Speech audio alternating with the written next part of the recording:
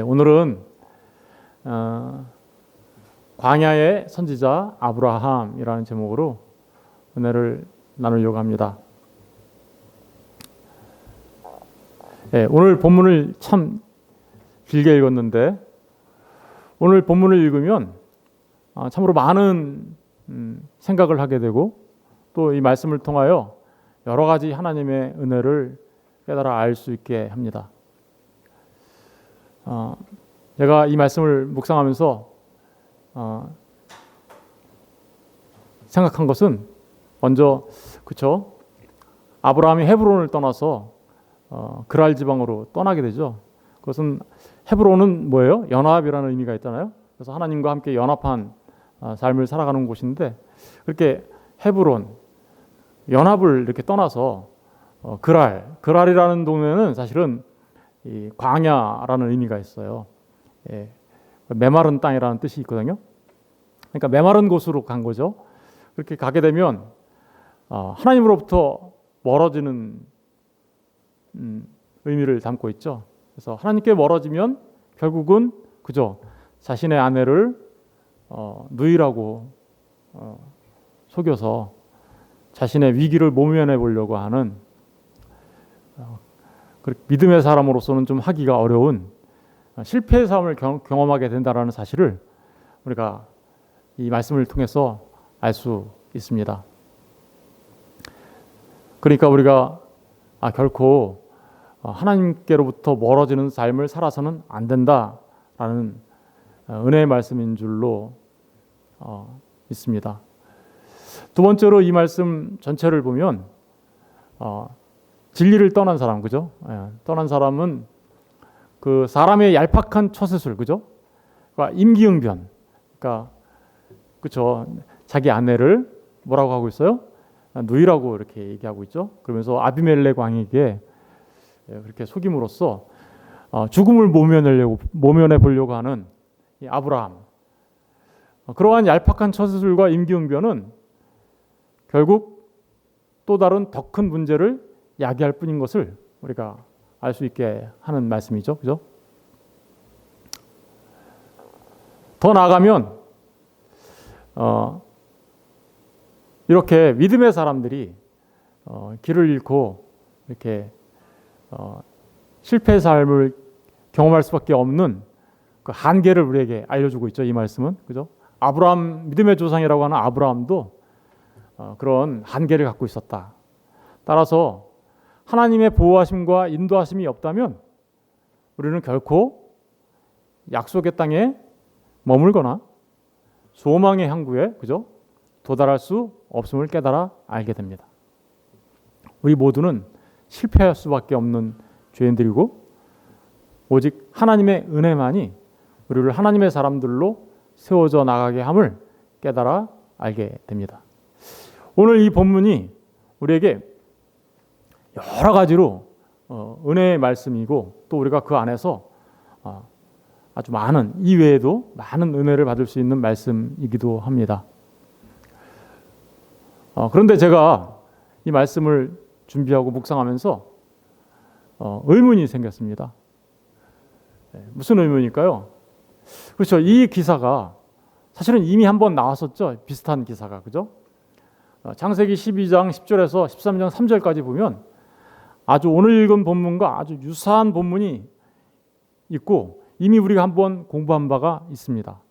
우리 한번 창세기 12장 10절부터 13장 3절까지 한번 읽어보도록 하겠습니다.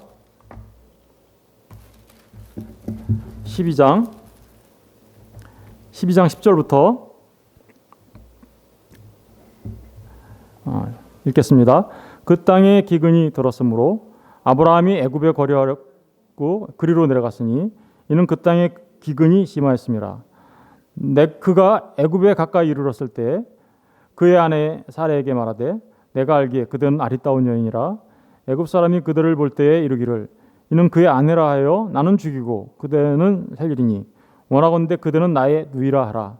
그러면 내가 그대로 말미암아 안전하고 내 목숨이 그대로 말미암아 보존되리라 하니라. 아브라함이 애굽에 이르렀을 때에 애굽 사람들이 그 여인이 심히 아리따움을 보았고 바로의 고관들도 그를 보고 바로 앞에서 칭찬하므로 그 여인을 바로의 궁으로 이끌어 들인지라. 이에 바로가 그로 말미암아 아브라함을 후대함으로 아브라함이 양과 소와 노비와 암수 나귀와 낙타를 얻었더라. 여호와께서 아브라함의 아내 사레의 일로 바로와 그 집에 큰 재앙을 내리신지라. 바로가 아브라함을 불러서 이르되 내가 어찌하여 나에게 이렇게 행하였느냐? 내가 어찌하여 그를 내 아내라고 내게 말하지 아니하였느냐? 내가 어찌 그를 누이라 하여 내가 그를 데려다가 아내를 삼게 하였느냐? 내 아내가 여기 있으니 이제 데려가라 하고 바로가 사람들에게 그의 일을 명하매 그들이 그와 함께 그의 아내와 그의 모든 소유를 보내었더라. 아브라함이 애굽에서 나와 그의 아내와 모든 소유와 롯과 함께 네겝으로 올라가니 아브라함에게 가축과 은과 금이 풍부하였더라. 그가 네겝에서부터 길을 떠나 베델에 이르며 베델과 아이 사이 곧 전에 장막 쳤던 곳에 이르니 그가 처음으로 제단을 쌓은 곳이라. 그가 거기서 여호와의 이름을 불렀더라. 아멘.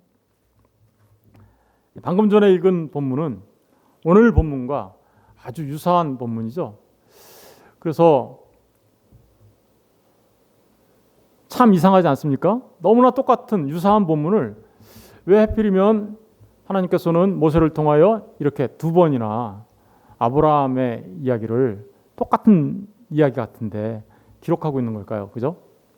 왜 하나님은 아브라함의 실패일까요? 이렇게 제가 이제 물음표를 해놨는데, 그런데 우리는 얼핏 보면 어때요? 아브라함의 실패라고 여길 만한 비슷한 기사를 성경에 반복해서, 그죠? 기록하고 있는데 왜 그럴까요? 왜 도대체 이렇게 반복해서 아브라함의 실패와 같은 그런 기사를 기록하고 있는 걸까요? 예, 의문점이 아닐 수가 없죠, 그죠? 이 의문점을 풀기 위하여 두 본문을 제가 한번 자세히 비교해 봤습니다. 그 자세히 비교해서 대조표를 한번 만들어 봤습니다. 한번, 그렇죠? 두 번의 이주 사건이죠. 두 번의 이주 사건을 이렇게 비교해 보면 우리가 그 놀라운 것을 발견할 수 있어요. 첫 번째로 아브라함이 첫 번째 창세기 12장부터 13장까지 나오는 첫 번째로 이주한 사건, 그 사건의 장소는 출발지가 베델과 아이 사이에서 살다가 어디로 간 겁니까? 도착지가 애굽에 도착한 거죠. 그런데 두 번째 이주한 사건은 아브라함이 헤브론에 살다가, 그죠? 헤브론에 살다가 네게브 땅, 그랄, 다시 말하면 마른 땅, 광야에 이르게 된 것입니다. 첫 번째와 두 번째 사이에 차이점이 있다면 출발지도 다르고 도착지도 다르죠. 도착지에 대해서 제가 빨갛게 이렇게 해놨는데 잘 주목해 보십시오. 애굽과 뭐예요? 광야라고 볼 수 있죠. 이주 사유는 첫 번째는 기근 때문에 이주한 거예요. 근데 두 번째는 이유가 없어요. 표시가 안 돼 있어요. 아브라함이 두 번 다 이주해서 거짓말을 하죠. 사실은 거짓말은 아니에요. 진짜 누이기도 하니까, 그죠?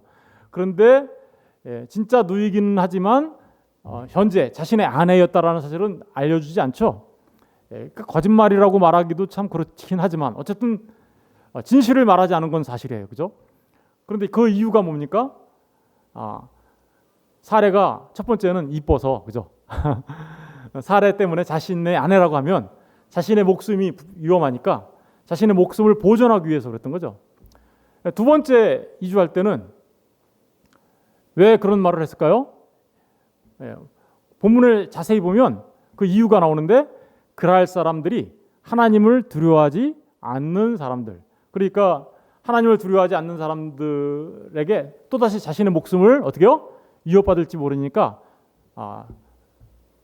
그래서 누이이면서 동시에 자신의 아내인 그것을 누이라고만 말하는 거짓 아닌 거짓을 이야기하게 됐죠. 그 아브라함이 이주한 곳에 지배자가 있는데 첫 번째로 간 애굽 땅의 지배자는 누구예요? 바로 왕이었습니다. 그런데 두 번째 이주 헤브론에서 그랄로 이동했을 때 그 그랄 지방의 지배자는 누구였습니까? 아비멜렉이었죠. 예, 이 아비멜렉이란 말의 의미는 내 아버지는 왕이다, 이런 의미예요. 사람의 이름이 아니라 그 지역의 왕을 그렇게 부르는 거예요. 내 그러니까 아부죠.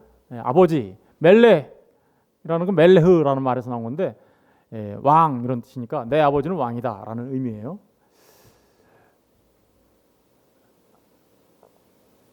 아브라함이 자신의 아내 사레를 누이라고 속였을 때 바로가 아브라함의 아내 사레를 아내로 취하려고 하죠. 그러면서 보상을 해줘요. 보상을 해주는데 먼저 보상해 줍니다. 그렇죠? 먼저 보상해 주고 아내를 이렇게 취하려고 하죠. 그런데 두 번째는 보상 같은 걸 해주지는 않았어요. 그럼에도 불구하고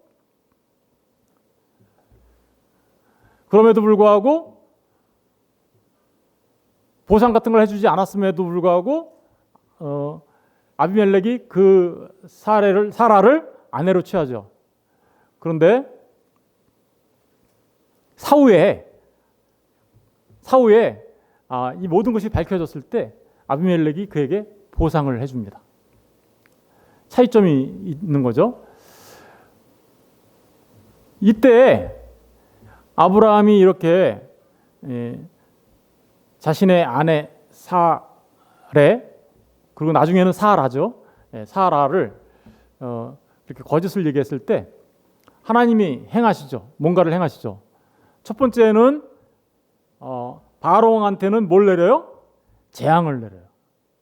여러분, 애굽에서 바로 왕한테 재앙을 내리면 이게 뭔가요? 모세가 이스라엘 백성들을 출애굽할 때 당시에, 그렇죠? 출애굽을 할 때 어때요? 바로 왕한테 재앙을 내리죠. 10가지 재앙. 그래서 출애굽하게 되죠. 그러니까 1차 때 아브라함의 이주 사건을 통해서 우리에게 알려주려고 하는 것은 출애굽의 예고편이에요, 사실은. 출애굽을 이런 식으로 하는 거구나. 바로 왕한테 재앙이 떨어지고 그렇게 애굽에서 나중에 다시 나오게 되는 거구나. 그거를 예고하는 예고편으로서의 재앙이에요. 그런데 2차 때는, 그렇죠? 헤브론에서 그 그랄로 갔을 때는 아비멜렉에게 재앙을 통해서 알려주는 게 아니에요. 뭘 통해서 알려주죠? 현몽하시죠. 꿈에 나타나셔서 말씀으로 아비멜렉에게 이야기해 줍니다. 그리고 말씀을 통하여서 사실은 아비멜렉과 여종과 그의 아내가 구원을 받게 되는 사건이 일어나는 거예요. 다시 말하면 말씀을 통하여 구원이 일어나는 그 구원이 광야에서, 마른 땅에서 어떻게 일어나는지 보여주려고 하는 예고편입니다. 이런 것들을 좀 잘 기억해 보세요. 아까 처음에도 애굽과 광야라고 했죠, 그죠? 저기 장소가. 이번에는 재앙과 말씀, 이렇게 중요한 차이점이 있다는 걸 우리가 보셔야 합니다. 더 나아가면 이제 1차 때는 아브라함의 이름이 아브람이었어요. 사레도 사레였어요. 근데 2차 때는 이름이 바뀌죠. 그죠? 아브라함, 사라. 이 부분에 대해서는 더 이상 지금 설명 안 하겠습니다. 왜냐하면 이미 다 했기 때문에. 나이는 당시에 1차 때는 75세였고 아브라함이, 그죠? 사레는 65세, 10살 차이 나니까.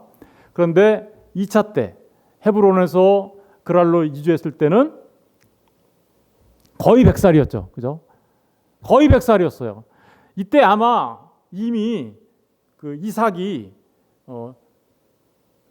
태중에 있었을지도 몰라요. 예. 왜냐하면 거의 100살이 다 됐으니까. 100살에 누구를 낳는데요? 이삭을 낳으니까. 거의 90세. 그런데 지금서부터 하는 얘기가 중요합니다. 1차 때 없었던 내용들이 2차 이주에서는 나옵니다. 1차 때는 아브라함에 대하여 뭐라고 특별하게 얘기하는 게 없어요. 그런데 2차, 다시 말하면 헤브론에서 그랄로 이주할 때는 아브라함에 대하여 아비멜렉에게 설명합니다.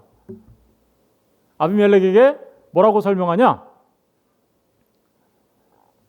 우리 7절을 볼까요? 7절을 보시면 우리 7절을 다 같이 읽어볼게요. 시작. 이제 그 사람의 아내를 돌려보내라. 그는 선지자라. 그가 너를 위하여 기도하리니 내가 살려니와 내가 돌려보내지 아니하면 너와 내게 속한 자가 다 반드시 죽을 줄 알지니라. 여기 보니까 아브라함에 대하여 뭐라고 얘기하고 있죠? 뭐라고 얘기하고 있어요? 선지자다라고 얘기하고 있고요. 그 아브라함이 선지자로서 뭘 일을 하죠? 무슨 일을 합니까? 아비멜렉을 위하여 기도한다라고 돼 있죠. 첫 번째 이주 사건, 그죠? 창세기 12장과 13장에 나타나는 그 첫 번째 이주 사건에는 이런 일이 없어요. 그런데 이 두 번째 사건에서는 어떤 일이 벌어지고 있어요? 아브라함을 선지자라고 얘기합니다. 여러분, 아브라함이 롯이 심판받을 때 아브라함이 롯을 위하여 무슨 역할을 했나요? 중재자 역할을 했죠. 그죠? 마치 우리 주 예수 그리스도가 하나님과 우리 사이에 중보자 되신 것처럼 중보자 역할을 했잖아요. 그때는 아브라함이 하나님과 롯 사이에 마치 제사장과 같은 그런 모습으로 나타났죠. 그죠? 그게 바로 창세기 18장 19장이잖아요. 그죠? 그런데 여기서는 지금 뭘로 나타나고 있어요? 선지자로 나타나고 있어요. 하나님과 사람 사이의 중보자의 모습을 지금 얘기하고 있는데 누구의 모습을 지금 말하고 있는 걸까요? 예수 그리스도의 모습을 지금 중보자 대신 예수 그리스도의 모습을 말하고 있는데 선지자 대신 예수 그리스도. 그리고 그 선지자가 해야 하는 일이 뭐라는 거예요? 기도. 여러분, 기도는 누가 할 것 같아요? 원래 기도는 마치 제사장이 해야 되는 것 같지 않아요? 그렇죠? 근데 지금 선지자인 아브라함이 하나님 앞에 기도하고 있다라고 얘기하고 있잖아요. 그렇죠? 선지자와 제사장의 차이점이 뭡니까? 제사장은 백성들을 대표해서 하나님께로 나아가는 거죠. 백성들을 위하여 하나님께로 나아가는 거죠. 선지자는요? 선지자는 하나님으로부터 말씀을 받아 그 말씀을 하나님의 백성들한테 전해주는 자죠. 방향이 어때요? 제사장은 백성들을 대표하여 하나님께로 나가는 거고 선지자는 하나님으로부터 말씀을 받아 백성들한테 나가는 거죠. 그럼 기도는 뭔가요? 여기에 아주 중요한 기도의 중요한 의미가 담겨져 있죠. 그렇죠? 여기에서. 그런데 그 결과는 더 놀랍습니다. 그 결과는 어떤 놀라운 일이 벌어집니까? 1차 때는 이런 사역이 없었기 때문에 그냥 출애굽해서 다시 말하면 그가 애굽에서 나와서 다시 베델과 아이 사이 본래 진쳤던 곳, 그 네게브를 지나서 본래 진쳤던 곳으로 갔다라고만 기록하고 있어요. 그죠?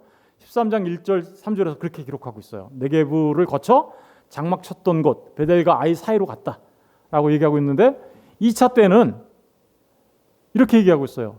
아비멜렉과 아내, 그의 아비멜렉의 아내예요. 그리고 그 아비멜렉과 아내의 여종이 치료되고 출산하였다라고 얘기해요. 출산하였다. 저 말은 아내만 출산했다는 말이 아니에요.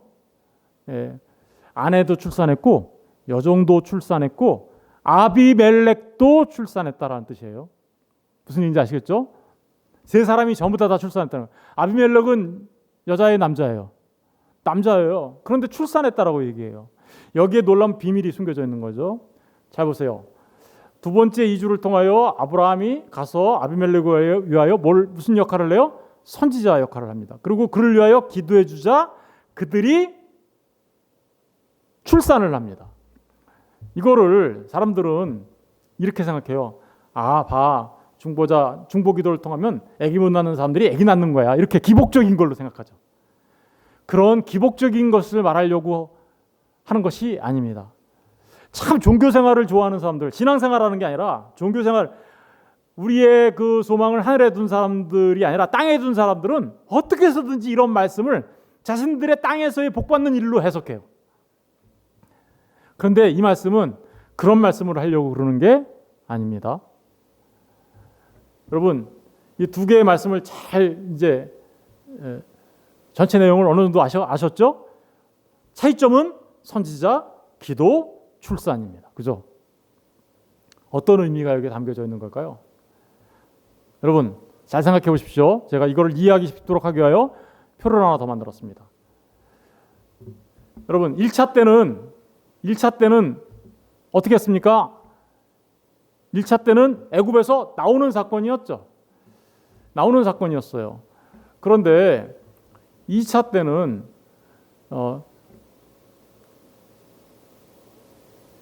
지금 어디에서 헤브론에서 어디로 간 거예요? 그랄로 간 거죠. 그죠?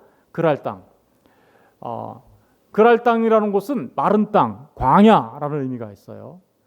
그런데 그 그랄이 어디에 위치하고 있냐면 술과 가데시 사이에 위치하고 있어요. 술과 가데시. 근데 이 술은 뜻이 뭐냐면 벽이란 뜻이에요. 벽이 뭐예요? 막은 거죠. 그렇죠? 잘 생각해 보세요. 1차 때 출애굽한 아브라함, 그렇죠? 아브라함은 지금 어디에 머물러 있어요? 그랄에 머물러 있어요. 그랄에 머물러 있는데 애굽으로 다시 갈 수 있어요, 없어요? 못 가요. 왜요? 출애굽한 이스라엘이 다시 애굽으로 갈 수 있어요, 없어요? 못 가요. 왜요? 홍해가 가로막고 있었죠. 그거랑 똑같이 아브라함은 술이라는 게 바로 뭐예요? 벽. 애굽으로 갈 수 없어요. 어디로 갈 수 있어요? 예, 그랄에 머물러 있는 그는 가데시로 갈 수 있어요. 그죠? 가데시는 뭔가요? 거룩한 곳이라는 뜻이에요. 거룩한 곳. 그런데 이 그랄은 그러니까 뭐예요? 예, 애굽에서 출애굽한 백성들이 머물러 있는 땅이겠죠. 약속의 땅 가기 전에, 그죠? 약속의 땅 가기 전에 머물러 있는 땅, 광야라는 말이에요. 여러분, 광야라는 게 무슨 말이냐면요, 미드바르라고 해요.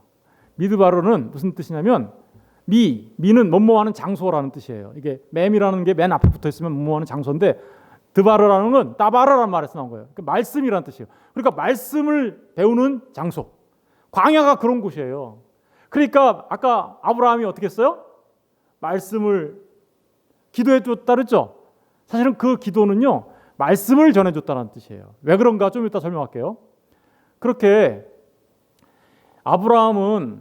출애굽한 아브라함은 그러니까 지금 어디에 머물러 있어요? 예, 그랄, 임시 숙박지예요. 임시 숙박지. 잠깐 머물러 있는 곳이에요. 나그네로서 살아가는 곳이에요. 아비멜렉에게 출산케 한 아브라함은 그곳에 머물러 살죠. 아까 보면, 그죠? 광야 그랄 지방에 계속해서 어떻게요? 거주한단 말입니다. 거주해요. 그것은 이 전체는 지금 그러니까 뭘 말하려고 하는 걸까요? 여러분, 저와 여러분이 예수 그리스도를 믿어 애굽에서 나왔어요. 출애굽했어요. 그죠? 출애굽해서 우리가 약속의 땅, 그 하나님 나라를 향해 가고 있는데 우리가 지금 어디 머물러 있어요? 그랄에 머물러 있는 거예요. 그 그랄에 머물러 있을 때 우리가 해야 할 일이 무엇인지를 지금 우리에게 가르쳐주고 있는 것이죠. 그랄에 머물러 있는 아브라함이 무슨 일을 했습니까? 예, 선지자 역할을 한 것이죠. 선지자 역할을 하면서 선지자의 중요한 사역이 뭐였습니까? 기도하는 거였습니다. 그 선지자가 기도하자 어떤 일이 벌어졌습니까? 출산하는 일이 생겼어요. 생명이 탄생했어요. 여러분, 이 말씀 속에서 우리는 굉장히 중요한 것들을 알 수 있죠. 먼저 선지자가 하는 것이 기도라는데 기도가 뭘까? 기도에 대한 사람들이 오해가 있어요. 여러분, 기도란 보통 우리가 일반적으로 이해하고 있는 기도는 이런 거죠. 신자가 하나님께 기도해요. 그죠? 이렇게. 그런데 그러면 하나님께서 그 기도를 들으시고 신자에게 어떻게 해요? 응답하시죠. 이걸 우리가 기도라고 생각하지 않나요? 그러면 신자가 하나님께 기도하고 하나님께서 신자에게 응답하면 그거를 우리는 통해서 뭐가 이루어진다 그래요? 하나님의 뜻, 하나님의 목적이 이루어진다라고 생각하죠. 이게 바로 일반적으로 기도에 대한 생각 아니에요? 그렇죠? 그런데 여러분, 이렇게 생각하면 기도에 대해서 굉장히 많이 오해하는 겁니다. 여러분, 하나님의 목적, 하나님의 뜻이 우리가 기도해야 이루어집니까? 반드시? 아니요. 하나님의 뜻과 하나님의 목적은 우리가 기도하지 않아도 하나님은 반드시 하나님의 뜻과 목적을 이루시는 분이세요. 그리고 하나님의 목적과 하나님의 뜻이 이루어지는 것은 인간의 뜻으로부터 시작하지 않아요. 그죠? 인간이 기도하는 것으로부터 시작하지 않는다고요. 굉장히 잘못된 부분들이 있죠. 더더구나 우리가 기도하는 것은 정말 하나님의 뜻에 합당한가요? 아니요. 우리들의 욕심과 우리들의 욕망을 위하여 기도하는 게 훨씬 많잖아요. 그죠? 그래서 우리가 기도해도 하나님께 상달되지 않는 것은 뭐 때문이라고 그래요? 우리의 욕망 때문에 그렇다. 그래서 그 욕망이 죄를 낳아서 그렇다라는 것을 우리가 알 수 있잖아요. 그렇다면 기도는 바로 우리가 알고 있는, 일반적으로 알고 있는 저것이 기도가 아니라는 것을 금방 알 수 있겠죠. 굉장히 큰 오류를 범할 수 있어요. 그럼 기도는 뭔가? 아브라함이 했던 기도가 뭘까?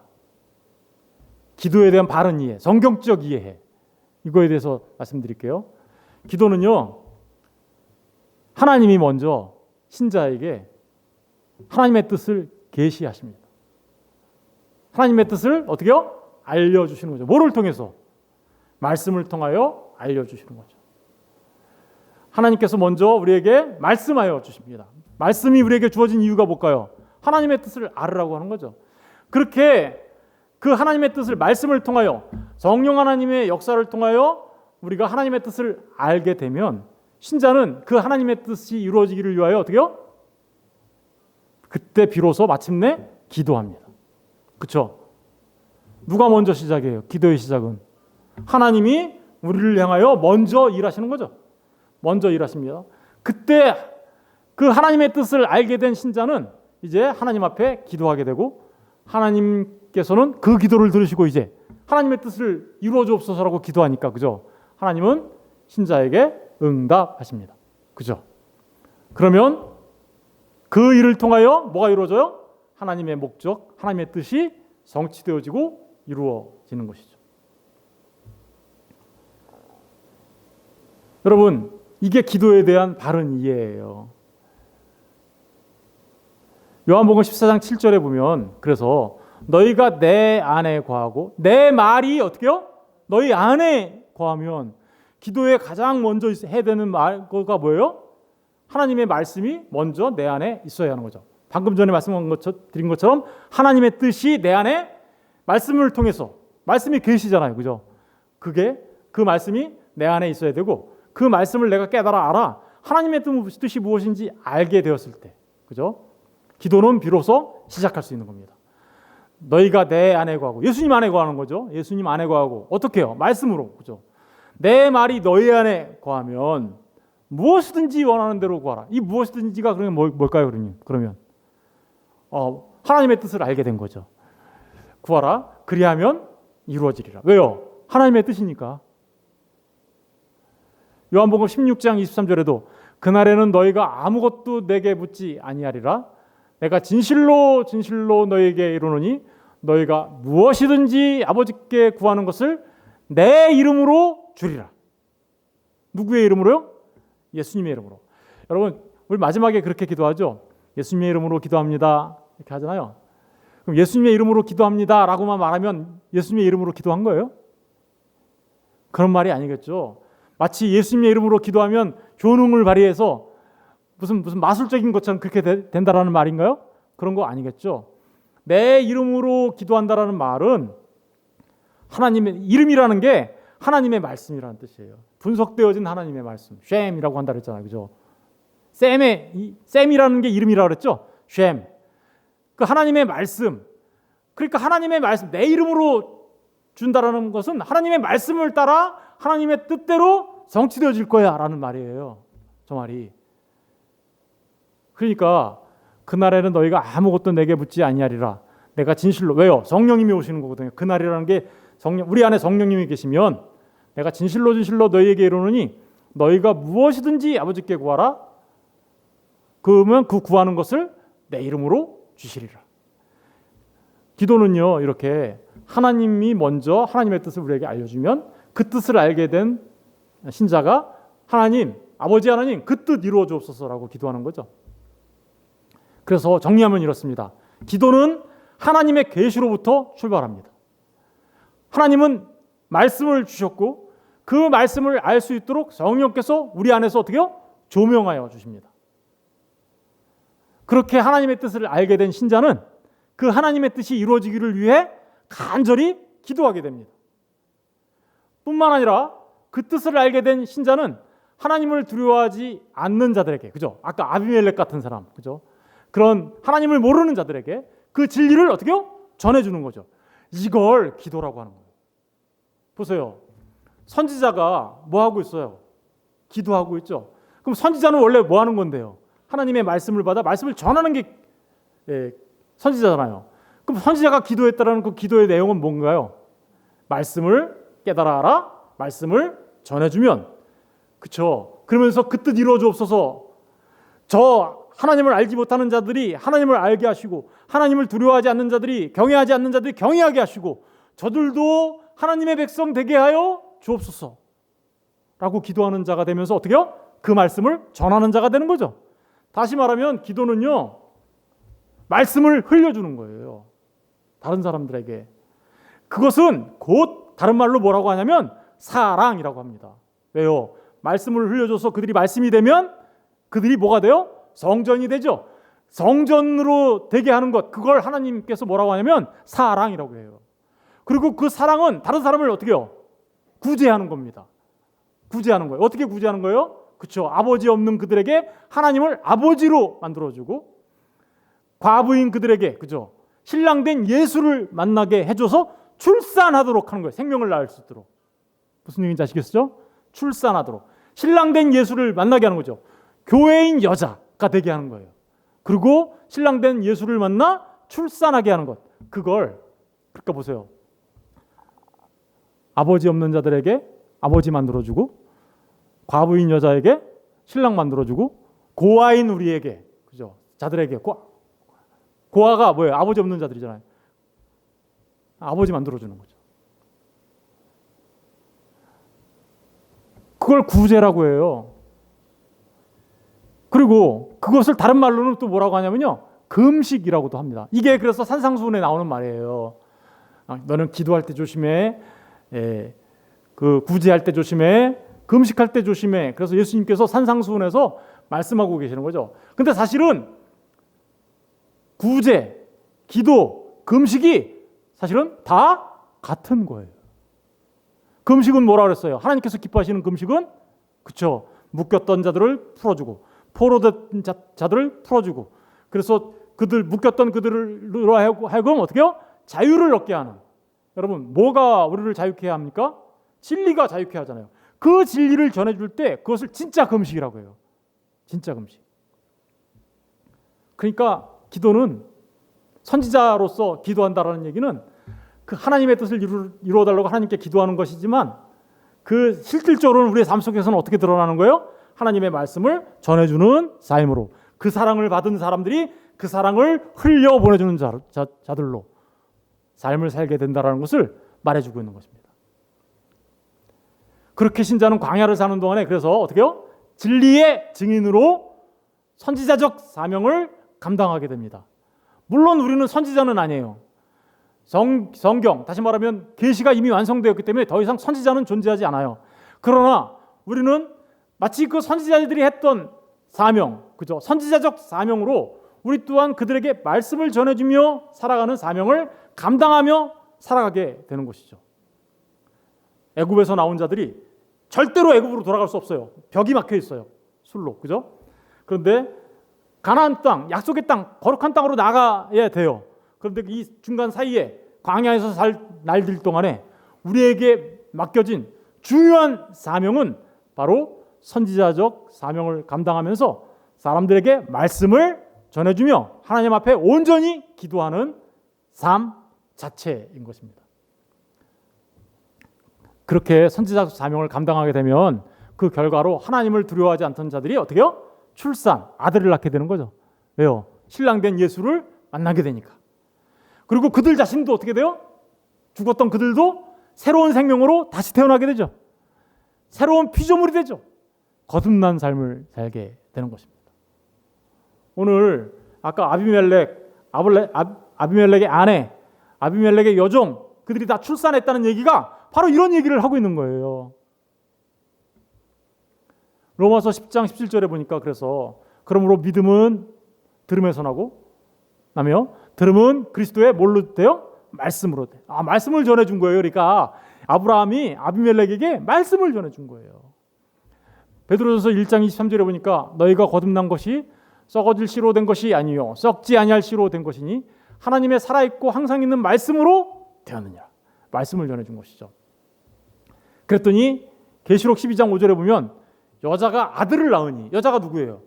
교회를 말하는 거예요. 아들은 누굴까요? 장차 철장으로 만국을 다스릴 남자 예수 그리스도죠. 교회 때문에 예수님이 이 땅에 오신 거죠. 교회를 탄생시키기 위하여 예수님이 이 땅에 오셨죠. 그러니까 예수님 때문에 교회가 탄생했어요. 근데 교회는 교회 때문에 예수님이 오셨기 때문에 그것을 교회가 그 예수님을 낳았다라고 표현하는 거예요. 그죠? 그렇게 표현하는 거죠. 다시 말하면 모든 신자는요, 여자, 교회로서 예수님을 낳는 자가 되는 거예요. 출산하는 자가 되는 거예요. 뭐를 받게 되면?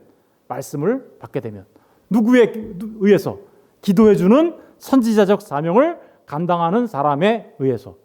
그리고 성령 하나님께서 역사하시면. 이게 바로, 그러니까 보세요. 출애굽한 아브라함, 그래서 광야를 살고 있는 아브라함, 거룩한 땅, 약속의 땅으로 가고 있어요. 가데시로 가고 있어요. 거기에서 무슨 일을 하고 있나요? 선지자적 사명을 감당하는 삶을 살고 있죠. 이게 바로 오늘 이 말씀을 통하여 두 번씩이나 써야 될 이유가 바로 여기 있는 거죠. 왜요? 첫 번째는 출애굽한 거를 말해주고 있고, 두 번째는 광야에서 우리가 어떠한 사명을 어떻게 감당하며 살아가야 할지를 자세히 알려주고 있는 거잖아요. 그렇죠? 그렇습니다. 말씀을 맺습니다. 우리 모두는 이 광야 인생길을 복음의 증인으로서 선지자적 사명을 감당하며 살아가야 하는 엄중한 책임과 특권이 있는 사람들입니다. 이게 바로 아브라함의 후손. 그죠? 누구예요? 모든 성도들이잖아요. 그죠? 물론 1차적으로 예수님을 말하는 거지만 예수님이 우리 안에 있는 모든 성도들, 그 성도들이 감당해야 할 사명입니다. 그래서 성령이 오면 예수님이 이렇게 얘기했죠. 오직 성령이 너희에게 임하시면 너희가 권능을 받고 예루살렘과 온 유대와 사마리아와 땅끝까지 이르러 내 증인이 되리라. 예수님께서 또 이렇게 얘기했습니다. 마태복음 28장 18절 20절에 예수께서 나와 말씀하여 이르시되 하늘과 땅의 모든 권세를 내게 주셨으니 그러므로 너희는 가서 모든 민족을 제자로 삼아 아버지와 아들과 성령의 이름으로 세례를 베풀고 내가 너희에게 분부한 모든 것을 가르쳐 지키게 하라. 볼지어다 내가 세상 끝날까지 너희와 항상 함께 있으리라 하시니라. 사도 바울도 또 예수님의 그 말씀을 따라서 이렇게 얘기했습니다. 너는 말씀을 전파하라. 때를 얻든지 못 얻든지 항상 힘쓰라. 범사의 오래 참음과 가르침으로 경책하며 경계하며 권하라. 여러분, 이런 말씀들이 우리에게 뭘 말씀해 주고 있습니까? 우리도 지금 그 약속의 땅을 향해서 가고 있는 광야길을 가고 있는 잠시 잠깐 이 세상에서 머물러 나그네처럼 삶을 살고 있는 자들이죠. 이때 우리에게 하나님께서 주신 엄중한 사명, 그것은 선지자적 사명을 감당하는 것입니다. 우리 또한 사람들을 위하여 진짜 기도해야 되는 거죠. 진짜 기도하는 사람들. 그러한 하나님의 사람들이 다 되시기를 주님의 이름으로 축원드립니다.